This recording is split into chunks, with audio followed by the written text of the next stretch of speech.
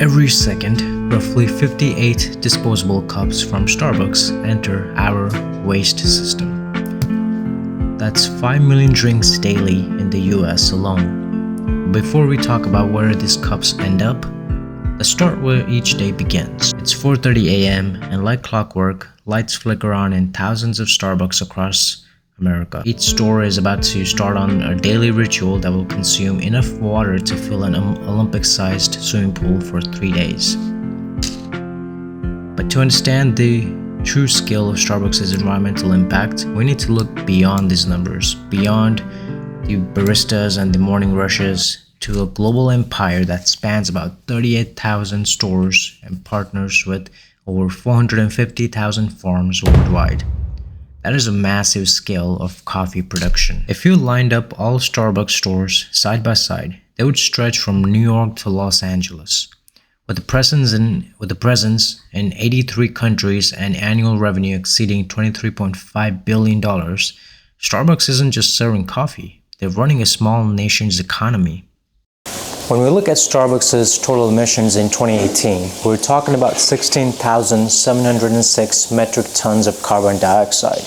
To put that in perspective, that's about 3.6 million cars on the road. If Starbucks was a country, its emissions would be equivalent to that of several small nations combined. To understand these numbers, let's imagine following a single coffee bean's journey from the moment it's planted in Ethiopia to the moment it's served in Seattle. That single coffee bean will generate enough water to fill a bathtub and also emit the same carbon emissions as a car traveling for 30 miles. That's one single coffee bean. In 2018, Starbucks made a bold promise to cut their carbon footprint, but then their emissions actually went up by 8%. That's like promising to go on a diet but gaining weight instead. So then Starbucks executives had what I'd like to call their oh shit moment. Their packaging problem is one of their biggest problems, I think. Only 14% of their packaging is sustainable. That's like driving a car that runs on clean energy 1 day a week. We're talking about billions of plastic cups, millions of plastic straws, and millions of pastry bags. But here's what keeps Starbucks executives up at night: dairy. It takes 4.5 gallons of water to produce 1 gallon of milk. Multiply that by millions of lattes daily, and you have a pretty big problem. That's why the oat milk option isn't just a trendy option. It's the key to survivability for Starbucks. Starbucks is betting big on change. They've invested nearly what amounts to $1 billion in agroforestry alone. That's basically the amount needed to plant a forest the size of Manhattan every year for the next decade. The numbers tell a story of transformation.